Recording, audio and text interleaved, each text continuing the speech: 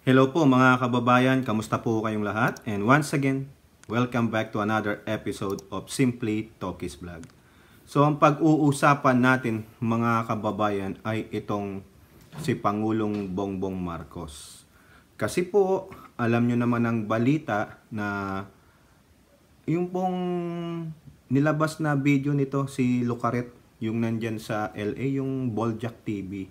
Yung nagbigay po ng naratiba, syempre, sinundan po yan ng mga minions nila. Yung sila nagtutulungan para po i-viciously, maliciously, no, i-malign ang presidente. Kasi nga po, parang ang plano nila is to oust him, si Pangulong Bongbong Marcos, at iyo po si Sara Tamilmil Duterte. Kasi yan po yung classic textbook ng Gloria Macapagal Arroyo, takeover of ERAP's government. With the backing of what? No? Maybe with the backing of China. Kasi 'di ba, si Sara Tamilmil Duterte wala man lang statement sa issue ng West Philippine Sea. Sabi po nung mga asong ulol ng mga supporter ng Duterte, bakit daw po hindi daw siya magbibigay diyan? Hindi naman siya ang presidente. Hindi siya ang may hawak ng foreign policy. Mga gunggong pala kayo talagang yung utak nyo nahaluan ng lason no? Bakit siya nagbigay ng statement sa gera sa Russia and Ukraine? Bakit siya nagbigay ng statement sa Israel-Hamas? Diba? Sino ang mas apektado? Di po ba? Mas kakampihan niya pa ba? No? Mas bibigyan niya ng importansya yung gera sa mga yan, sa malayo sa Pilipinas? O yung patuloy na pangbubuli, panghaharas ng mga Chekwa sa West Philippine Sea? Huwag niyo kaming ululin, no? Hindi porket hindi siya presidente, wala siyang sasabing statement. Double standard kayo. Ibig sabihin kung ano lang ang convenient sa inyo, no, sa kanya, kay Tamilmil, no, yun lang ang gagawin niya. Kasi sa susunod na mga vlog natin mga kababayan, malalaman nyo bakit hindi siya makapagsalita about China's bullying in West Philippine Sea. Now, ang ginagawa nila is like a copycat of what they did to Joseph Estrada ba si ERAP. Yung almost 2 years lang si ERAP na presidente, tapos tinanggal na, ginawan ng kwento about wetting Lord. Pero sa aking opinion lang naman, baka may backing ng China yon. Kasi di ba remember, si ERAP ang nagsadsad ng BRP Sierra Madre sa Ayungin. Galit ang China. O ngayon, hindi matanggal ng China. So ngayon, ang Pangulong Bongbong Marcos, matindi rin ang stance niya dyan sa ating West Philippine Sea. Remember this quote? Walang mananakaw na katiting na lupa sa West Philippine Sea. At ang latest nga po, no, nagngingit-ngit ang China, sabi we will defend our sovereign territory dahil nababalitaan na magtatayo na ng estruktura sa Ayungin Shoal. So, they're ramming up their disinformation campaign against our legitimate president. Ito, yung pagsasabi ni Hitad, ginagamit po si Hitad, isang instrumento para po pabagsakin ang Marcos administration. Destabilization, divisiveness. No? Ano po yung video inano nila? Sabi nila na meron daw video nagpupulburon ang Pangulong Bongbong Marcos. May 1 linggo na yan. Pero wala silang maibigay na video. In due time daw. Kung ano-anong video na ang lumabas, pero wala tayong makitang sumisinghot ng pulburon. Baka nahirapan pa kayong mag-edit. No? Sa palagay ninyo, maniniwala ang Kongreso sa inyo? No? Dapat yan, nung binalita ni Hitad yan, Doon pa lang kung talagang 100% legit yung video ng pagpupulburon, no? Siyempre, hindi nila mabanggit yung powder na pulburon. I-equate natin dito. Yung sinasabi ba nilang pulburon ay shabu or cocaine? Ba't di nyo mabanggit? Takot kayo? Na sabi, di ko naman sinabing bawal na gamot yung pulburon eh. O bakit masama bang hititin yung pulburon? Hindi, kasi pulburon, pagkain natin yon. Pero, sa isipan nila, ito ay isang adik ang Pangulong Bongbong Marcos because of the facial expression, yung gumaganong-ganon daw. Eh bakit yung digonggong ninyo? Tignan nyo yung mukha niya. Tumabingi na rin. 'Di ba? Inamin pa niya. Tignan nyo to, oh. Courtesy of those pro-government X account or formerly known as Twitter. Inamin ni Digonggong na gumagamit siya ng bawal na gamot. Oh, pero anong sinabi ng mga asong ulol niya dati? Hindi, para po yan sa kanyang karamdaman. Bakit may naulat ba na karamdaman ng Pangulo? Di ba? Yung Pangulo ninyong diktador? Oh, sige nga. Now, ang dami po, no? Mag-iisang linggo na yan na expose nila nitong si Boljak TV. Wala eh. Sabi in due time. O itong general na ito. Napanood ko po yung video sa X account ng isang pro admin. Hindi ko na po isasama dito kasi alam nyo naman tong mga to, pag napikon, magpapile ng copyright. So, pinakinggan ko, pinanood ko ang sinasabi niya. Ano daw, matindi daw yon paggamit ng pulburon. Hindi nyo talaga mabigkas, ano? Hindi nyo, takot na takot kayong banggitin yung equivalent ng pulburon na yan. Diba? So, ibig sabihin, mga wagdo kayo. Mga wala kayong bayag. Diba? Hirap ba banggitin yung shabu or cocaine? Diba? Kasi takot kayo sa libel case, ano? Diba? Natatakot kayo na kakasuhan kayo ng Pangulo. Eh, alam nyo naman ng nature ng Marcoses. Pasok dito, labas doon. Wapakel sa inyo, kaya galit na gayat kayo. Kaya you are always thinking of ways to malign the family. Kasi alam nyo, hindi kayo papatulan. Kasi ang isa sa mga motto ni Pangulong Marcos is, if you're making your enemies angrier, it means you're doing a good job. Kaya wapakels. O, tignan nyo yung larawan na yan. Yan, nagko-coke. Salamat po dito. Kita nyo? May kasama pa siyang Sunkiss o Fanta. Orange juice. O orange soda. O yan, nagko-coke. Tignan nyo yung larawan. Diba? Nagko-coke. O, yan, coke. Miinom ng coke. Diba? Katabi niya. O, nagbubudol fight. Meron ba kayong ganyan? O, ang sabi ni Macanas, no? Yung isang ulalong general, no?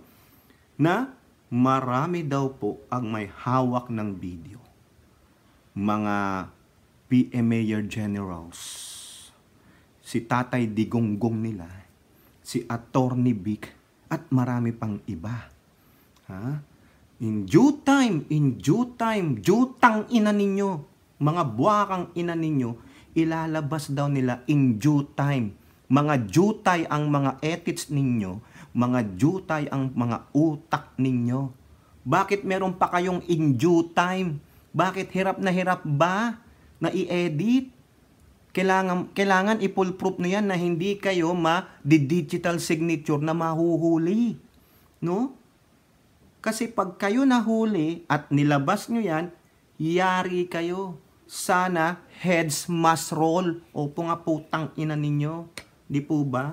Kayo, no, naturing ang general, pero hindi asal general. Destabilizer. Ang gustong iupo, si Tamilmil Duterte. Ikaw, general, ano ang masasabi mo sa West Philippine Sea? Binobomba ng tubig, wina-water cannon, or nililaser? Yung mga kabaro mo. Pero Tamilmil ka din. Kasi bakit?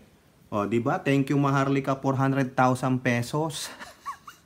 Utang ina ninyo. Pera-pera lang kayo. In due time, ha? Jutay kayo. No? Duwag kayo. Ulitin ko, mga jutay ang ethics ninyo. Bakit hindi nyo pa yan ilabas? Kayong mga general na mga taga-PMAers dyan, mga retarded kayo. Di po ba? Sinabit kayo nitong general na to, si Jutay. Oh, sabi niya, may hawak daw kayo ng video. Ikaw, Attorney Vic. Isa ka dyan. Tanong lang, ikaw ba ang nagpa-finance kay Hitad dito? Tatanong lang ha, I'm not accusing. Meron naman pala kayong video, o yung si Digonggong may video daw, ba't di nyo pa ilabas? Nag-aantay kami. No, siguro naghahanap pa kayo ng magaling sa computer para ma-edit o di kaya para gumawa ng AI.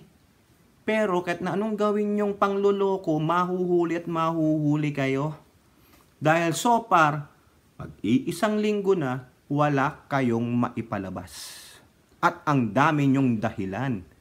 No? Ang sabi pa nitong General Jutay na ito, no, sabi niya na hindi na daw po makatulog ang Malacanang, meaning hindi nababalisa na ang presidente, if I will interpret daw, no, nababahala ang Malacanang, hindi nakakatulog ang presidente kasi lalabas na yung video in due time. Di po ba? Ha? Ganun ba? Sino nagsabi sa inyo? Yung puting ahas sa Malacanang? Uwe! Ni hindi nyo nga masabing totoong meron kayong puting ahas sa Malacanang eh. Kathang isip lang yan dito ng buwakang inang Hitad na yan eh. Di po ba? Sabi ko sa inyo eh, itong mga to gumagawa ng libro. Yung pabula, yung fable. Ang mga karakter ay mga katulad nilang hayop. Itong mga jutay na pag-uutak. Oh, pasensya kayo nagsimula niyan. Sinabi nyo, in due time. Eh, ang dinig ko, jutay eh. Jutay ang mga utak ninyo. Ganun lang kayo, minuscule. Mga jutay, kaya ganyan kayo makapanira. No? Ano pa ang sabi nitong si General Jutay? Ano na daw? The end is near. Tangin. Eh naman pala eh. Ba't di nyo pa ilabas para ang presidente comes January 2nd ay si tamilmil na para tuwang-tuwa ang China, para malaki-laki ang bonus ninyo sa China. Di po ba? Kasi gusto nyong makakuha ng piece of pie doon sa billion of dollars of disinformation campaign ng mga Tsekwa. Oh, ang tanong, papayag ba ang mayoryang Pilipino? Kasi ang gusto nyo, mag-away-away tayo eh. Yan. Para may dahilan, para patalsikin si PBBM. Di po ba?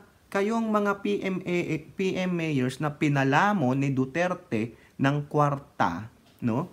Kasi binulgar po yan ni Harry Roque. Di ba? Sa isang vlog niya, nahuli siya. Na kinausap ni Digonggong yung mga general, no? At yung mga iba doon ay nagsumbong kay PBBM. Tapos sasabihin, marami daw general na ganito. Putang ina ninyo, 146 lang kayo. Di subukan ninyo. Matapang naman pala kayo. Eh bakit buhay pa kayong mga nagsipirma? Sa katapangan nyo, buhay na buhay kayo? Uulitin ko, yung mga matatapang, mga kababayan, karamihan dyan, 6 feet below the ground na eh.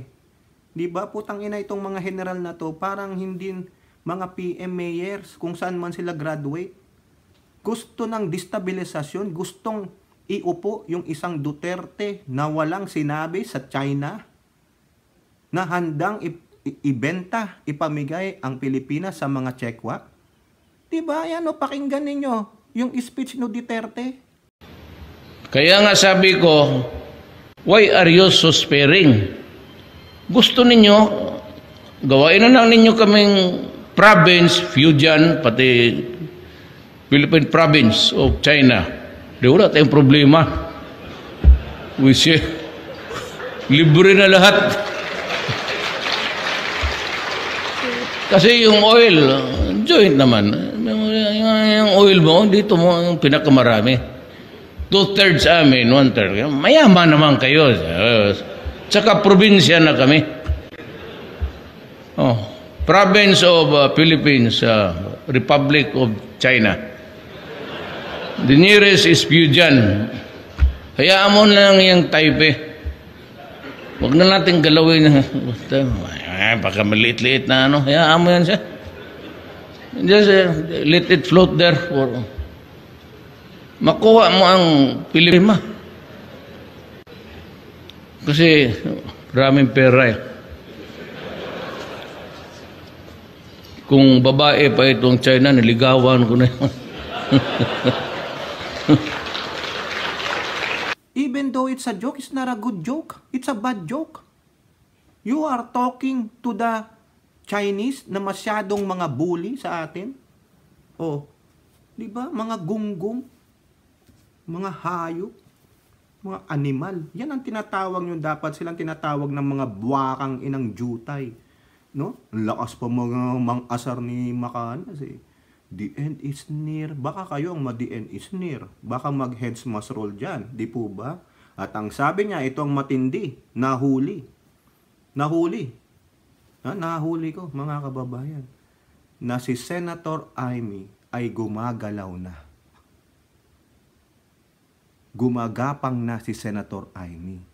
Meaning, si Senator Amy ay kabilang sa mga grupo nila na destabilizer na gustong sirain ni Senator Amy ang legitimate presidency ng kapatid niya. So meaning, traitor pala itong maldita ng bayan. Grabe no? Sarili mong kapatid, sisirain mo, sa bagay may historya sila.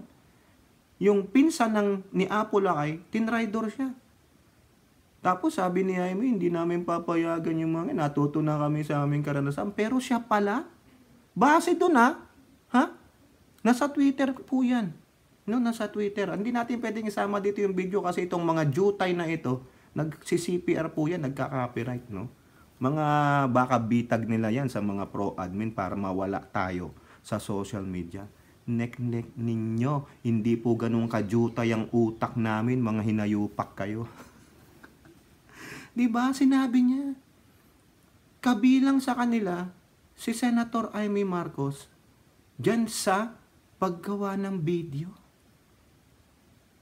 No? Lumalakad na si Amy, gumagapang na. Meaning, kaya pala siguro ganyan na lang kumontra ng kumontra si Amy. Ayaw niya sa mga polisiya ng kapatid niya kasi isa siya sa destabilization plotters. Tatanong lang. No? Magtatanong lang. Kasi huling-huli po sa bunganga ni Makanas eh. Di po ba? Tama, mali. No? Kayo, anong masasabi nyo dyan kay Amy? So meaning, traidorin niya ang kapatid niya para lang doon sa kaibigan niyang Duterte. So therefore, hindi totoo yung kasabihang blood is thicker than water. Di po ba? Mas thick ang water kaysa sa blood. Mas ano ba ang mas dense? Dugo o tubig? Di po ba? Kasi base sa sinabi ni Macanyas, panoorin yung mga kababayan. Grabe. Makikita nyo yan sa X account. No? Sa Twitter, makikita nyo. Sinabi doon sa dulo. Sinabit niya si Amy. So therefore, isa si Amy sa mga nagpaplanong magpatalsik sa Pangulong Bongbong Marcos. No? Hindi yan yung parang play-play lang. Nahuli na eh. Na baka ang puting ahas nila ay si Amy Marcos. Nagtatanong lang. Diba? Lahat na lang ng gawing mga order ng Pangulo ay laging may kontra si Amy Marcos. Kaya naman pala. No? Ano pa? O ito, kita ko rin. May nag-post po sa FB group ng mga BBM supporter. O ayan o, sino ba ito? Itong babae na ito.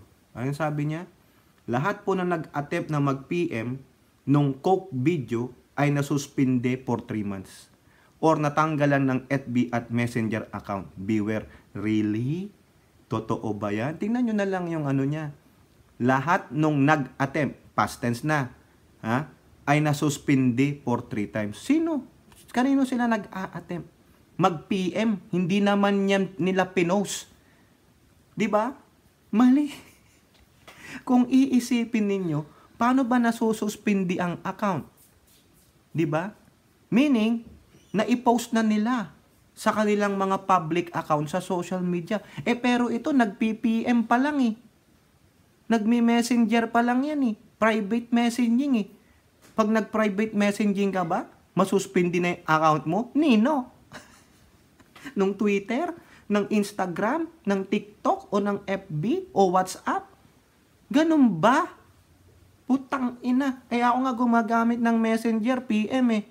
Mga sensitive info, very yung controversial, wala naman ako, hindi ako nasususpend. Masususpend ka lang pag nag-post ka na o nag-reply ka na dun sa post. Di ba? Nakita nyo? Or natanggalan ng FB at Messenger account. Nakita nyo? Wala silang mailabas. No? Kasi ginagawa pa. Alam nyo, sa totoo lang, pulburon na rin lang naman ang napag-uusapan natin. O nauna pang naglabas ng video, ang BP Sara Tamilmil ninyo.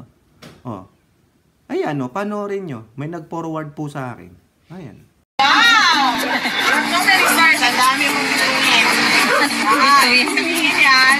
Good boy. Very good boy. The best student. Ano pangalan ni teacher? Ben? Teacher Ben. Sabi mo kay Teacher Ben na nagkausap tayo. Sabi mo sa iyo, congratulations dahil ang dami mo stars. Alam ko yan, pag madaming stars, ibig sabihin mabait, magaling, at matulungin. Ayan! See?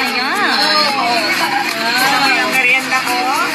Sarap yan. Hindi sa'yo na yan lahat. Araw-araw. Monday, Tuesday, Wednesday, Sunday. Isang linggo. Pag-ibig ka. Pulburo. Okay? Sarap yan. Makaan. Thank you po. Kainin mo. O di ba? Pulburon. Binibigyan niya ng pulburon yung bata. Sa akin satire lang yan. Hindi ko nabibigyan ng mali siya yung ginagawa ni Sara Tamilmil Duterte. Kasi alam ko, isip bata naman yan. Kung sasabihin nyo pang-aasar yan kay BBM, doesn't matter. Kasi alam ko, unbothered si Presidente Marcos eh. No? Nang-aasar lang siya. Oh, parang tayo, nang-aasar din. Pero siya, mas isip bata siya kaysa sa akin. Palapatol eh, di ba? Wala naman siyang masabi, kundi yun lang. O di pulburon. Di ba? Sa tingin ko, si Pangulong Marcos, sinabi niya yan kay Tamilmil na I will still be your number 1 BFF. O, hindi naman piko ng presidente. He can take a joke. He can take everything kasi napagdaanan na nila lahat yan. Di ba? Kung si Duterte ayaw humarap sa international court, the Marcoses face all the challenges. Remember, sa Hawaii, sakop ba ng Pilipinas yun? Yung sa New York, the trial of the century, humarap si Madam Imelda. Di ba? Hindi sakop ng Pilipinas yan.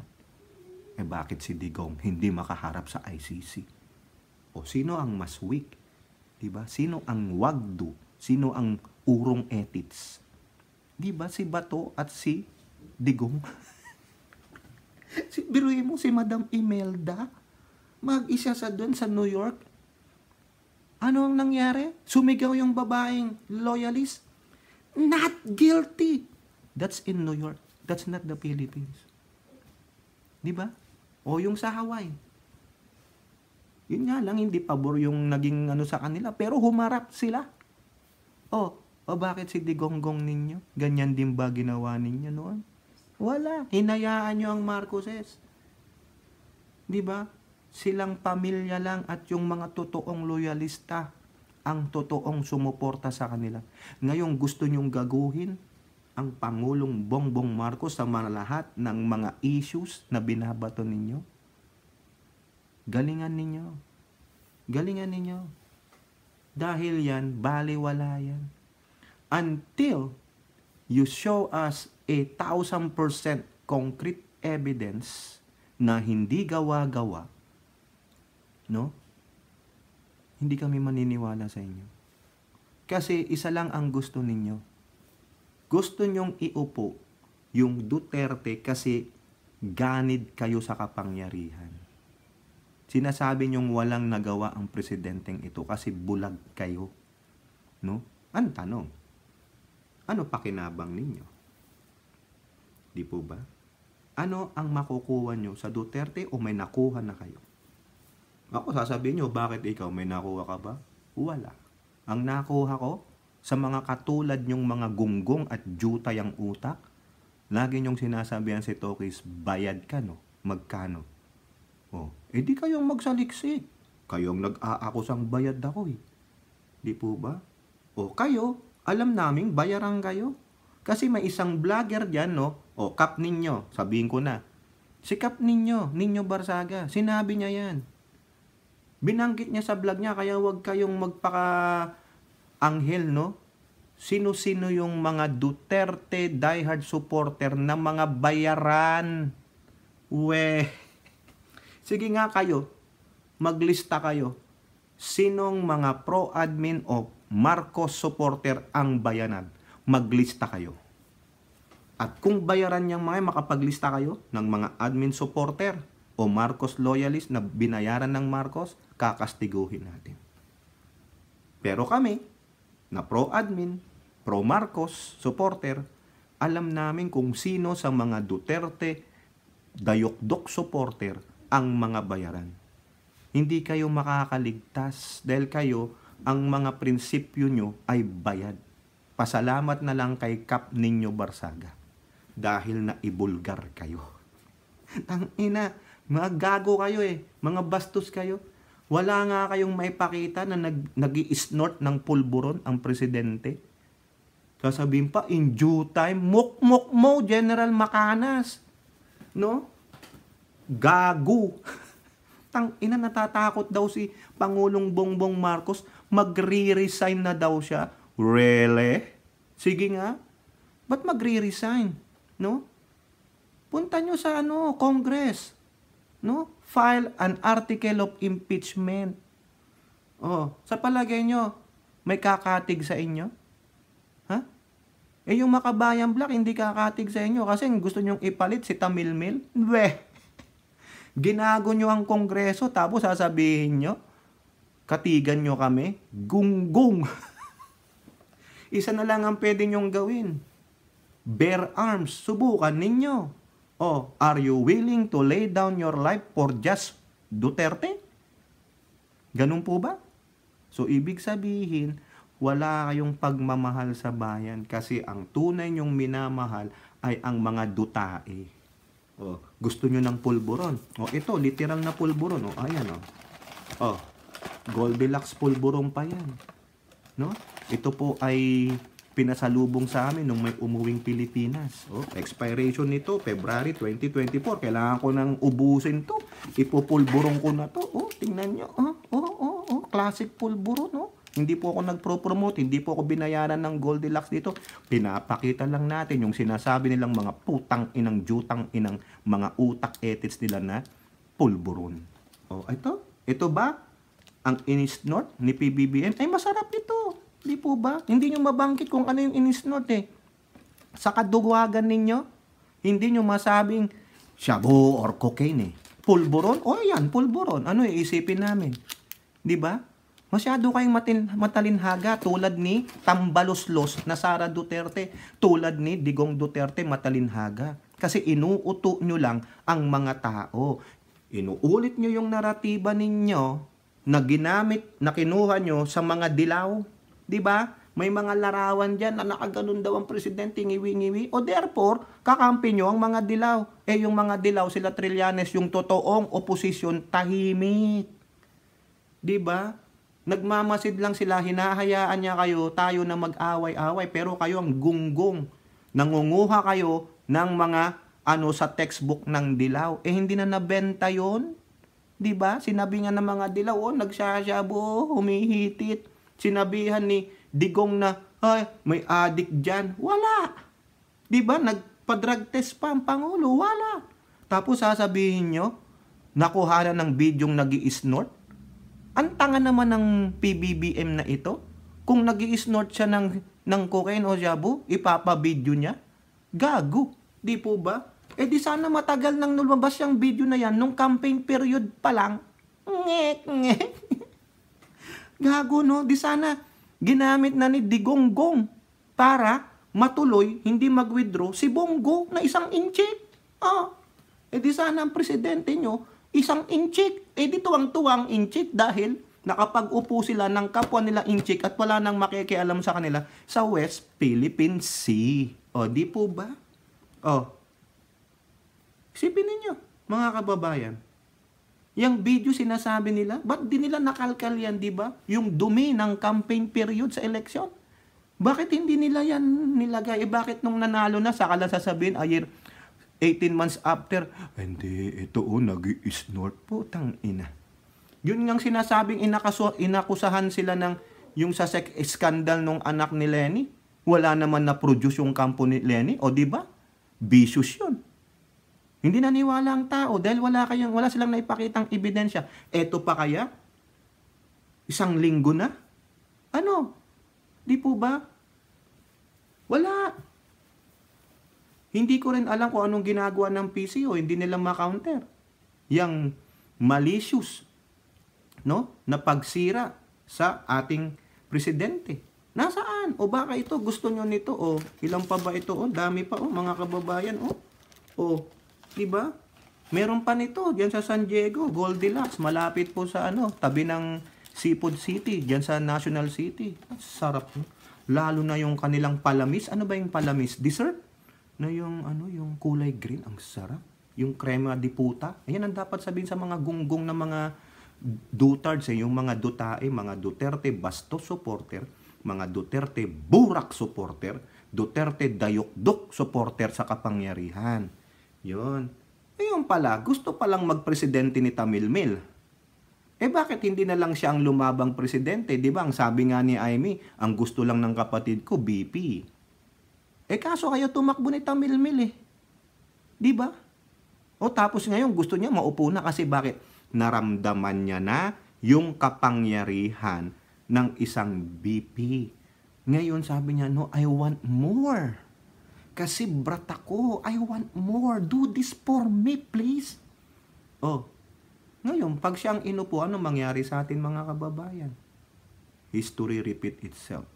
That there is a lady president who just stole the seat of power from her predecessor. Ano ibig sabihin yan? Traidor at ganid sa kapangyarihan. Ala naman akong pakialam kung ano sasabihin ninyo. Kasi alam ko, dedepensahan nyo si Tamilmil. No? Bakit ka Tamilmil ng Tamilmil talkies? Eh, Tamilmil naman talaga. Walang masabi sa West Philippine Sea. Di po ba? Lahat na lang may statement siya. International relation, may statement siya. Huwag nyo akong bibigyan na hindi siya ang presidente, wala siyang foreign relations, Hindi. Evident po eh. Bigay siya statement dyan, no, sa European conflict, dyan sa Middle East conflict, pero pagdating sa West Philippine Sea conflict, wala. Tamilmil. Kasi nakinabang ang bayan nilang Davao sa mga inchik.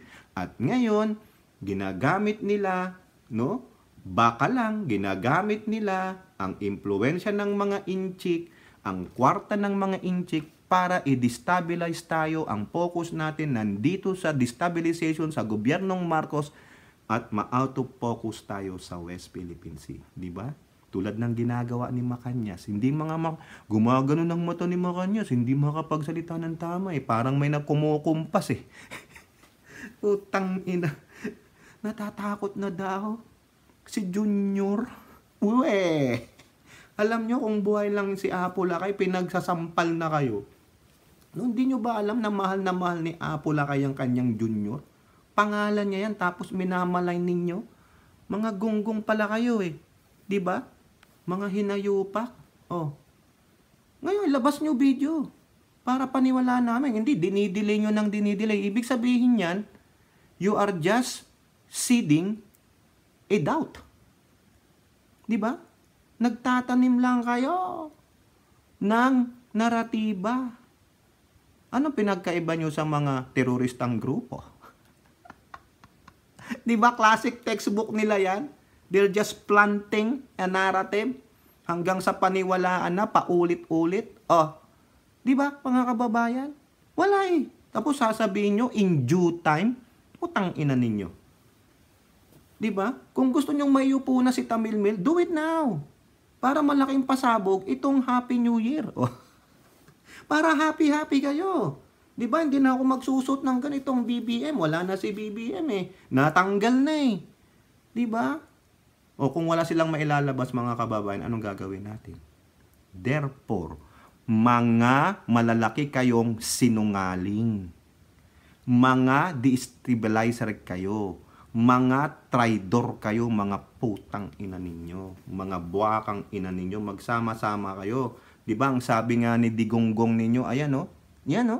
Yan ang sabi niya. Ha? Hindi kayo tatanggapin sa langit. Kaya doon kayo sa impyerno, mauna daw siya, antayin niya kayo. Kung baga si Jesus Christ, I will go up there in a place, prepare a place for you in heaven. Para pag kayo ay pumanaw na tinanggap kayo sa langit, meron na kayong mansion. There are so many mansions in heaven. Ay nang sabi ni Christ. Pero sa impyerno, si Digong mauuna sa inyo pag ihahanda niya yung mga naglalagalab na apoy na titirhan ninyo. Ay sabi niya, aantayin ko kayo. Kayo, hindi daw kayo tatanggapin sa langit. Sige, tuloy nyo lang yan. No? Pero kung gusto nyo pang magbago, ang sabi lang naman ni Jesus Christ, repent. Pero may kasunod eh, and be baptized. Di ba? Ay sabi ni Digong eh, sama-sama kayo sa impyerno. O yan. Tuwan-tuwa ka dyan Makana, so nabasa mo ba to? Ay ba, ito si Makana yata, Kristiyano eh. O yan o, ito. Digong supporter ka, Duterte supporter ka, ito oh. Sabi ng puon mo oh, hindi kita tatanggapin sa langit kasi yung ginagawa ninyong panggagago sa presidente, sa first family at sa sambayan ng Pilipino. Lagi nyong dinadamay. Ang sambayan ng Pilipino, bugok. Iilan lang kayo, bakas mas marami pa yung mga penks sa inyo, mga gunggong kayo. Pinagmamalaki yung 32 million nakuwang boto ni Tamilmil, gago ba kayo? Ilang porsyento dyan ang Marcos supporter and loyalist na napilitan lang iboto si Tamilmil kasi nga no choice. Kasi naniniwala kami noon na talagang makikipagtrabaho siya, hindi niya tratraidorin si Pangulong BBM. Bakit niya sinasabi noon na we must protect PBBM? O bakit nagbago? Di po ba?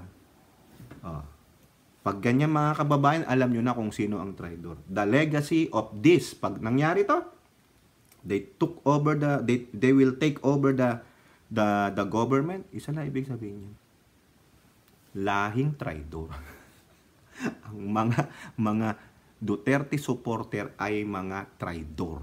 O, di po ba? Simula pa lang yun eh. 2 months after the presidency, nagnyanyaw-nyaw na sila. Nagnyanyaw-nyaw na. O, kasi mga hindi na pagbigyan, na impluwensyahan ni Hitad. Ayan. O, sama-sama na kayo kay Digonggong ninyo, mga hinayupak. Kung gusto ninyo, kumain na rin kayo ng authentic pulburon. O, ayan. Ayan. Hindi ko po ito makakain kasi matamis mga kababayan. At baka ako ay bumulagta dito. Maunahan ko na sila sa impyerno. Pero hindi eh. Mga kababayan eh. No? Eh ako, hingi muna ako ng tawad sa Diyos. Malamang papatawarin ako ng Diyos. Eh pero itong mga to, ewan ko. Eh kasama pa si Kibuloy. Ay baka naman. Baka isabit sila ni Kibuloy, yung aakuin ni Kibuloy, yung kanilang mga sins. Diba? Pero ang gagawin ni Kibuloy, siya ay magpapapako din sa krus. Only the cross will take up your sins. Eh pero si Jesus Christ lang gumawa nun eh. Di po ba? O ano, mamili kayo? Kay Kibuloy o kay Jesus Christ? Eh di kay JC na ako. Ayaw ko kay AQ. Di po ba? O kayo po, ano pong masasabi nyo dyan sa mga nagsasabing in due time? Eh yung pala in due time. Mga jutay ang mga ethics, ang mga utak. Pero ang mga dila, ang haba, parang dila ng ahas na galing sa demonyo. Parang yung puting ahas ni Maharlika. Di ba? Tingnan nyo yung mga dili nila, baka may hati na, nag-split na sa gitna. Talagang gusto ng manuklaw, sabi niya. Come with me. to Duterte. Saan? Sa hell. Hey, no. No way. Hell no. O, di ba? Kasi ang kakapal na mukha ninyo. No? In due time, sabi ni Macanas, in due time, nanginginig na, hindi na makatulog si Junior. Magre-resign na lang yan kasi yung ate niya, no? Si Amy pala ang traidor kay Bongbong Marcos. Biruin mo, sarili mong kapatid, kaya mong traidorin? Ano ka? Di po ba? Nakakahiya ka. Pag ginawa mo yan, Senadora Amy, sana lang magkototoo yung sinabi mo dati na kung babangon lang si Apo Lakay at ikaw ay kastiguhin, gunggong ka. Pag sinira mo ang kapatid mo, parang sinira mo na rin ang tatay mo. Biruin mo, pangalan ng tatay mo yan. Wala namang ginagawang masama ang kapatid mo sa taong bayan. Pero ikaw, sumasama ka sa grupo na gustong pabagsakin ang administrasyon ng kapatid mo. Anong klaseng kapatid ka? Di po ba? Binanggit ni Macanas Ang sabi niya, gumagalaw na. Si Senadora Amy, gumagapang na siya. So therefore, kasama ka? Tatanong lang, kasama ka? Para pabagsakin ang kapatid mo at iyo po ang iyong beshi-beshi na si Tamilmil Duterte? Ano? Anong legacy mo? Kung gagawin mo yan. May hiya ka naman. No, nakakawalang hiya. Nung napanood ko po sa dulong-dulo No, hindi ko po kasi may sama dito kasi kakopyright tayo ng mga jutay na ito. Itong mga buwakang inang itong mga to. Kayo po, ano pong inyong masasabi? Comment down below and don't forget to like and share. Hope to see you all on next videos. Bye-bye. God bless.